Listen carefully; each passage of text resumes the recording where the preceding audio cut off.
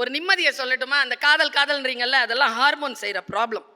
உன் மனதில் காதல் நிலைத்து இருக்க வேண்டுமா? இதுதான் தமிழனின் தத்துவம். 1000 வாசல் இதயம் தான் அம்மா சொன்னாங்க, சுசித்ரா அம்மா. காதல் 1000 வரும் 1000 போகும். அவர் சொல்றாருங்க, 1000 வாசல் இதயம், அதில் 1000 எண்ணங்கள் உதயம்.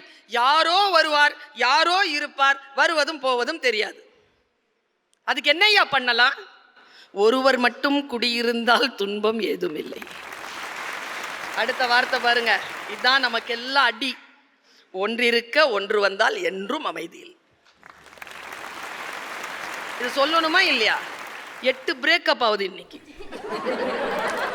எங்கே வாழ்க்கை தொடங்கும், அது எங்கே எவ்விதம் முடியும், எதுதான் பாதை, இதுதான் பயணம் என்பது யாருக்கும் தெரியாது.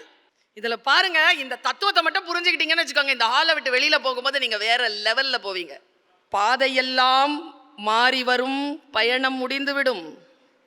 மாறுவதை புரிந்து கொண்டால் மயக்கம் தெளிந்துவிடும். ஒவ்வொருத்தருக்கும் காதல் என்பது அனுபவம் யா, ஆனால் தத்துவம் இருக்குல்ல, அது பொது.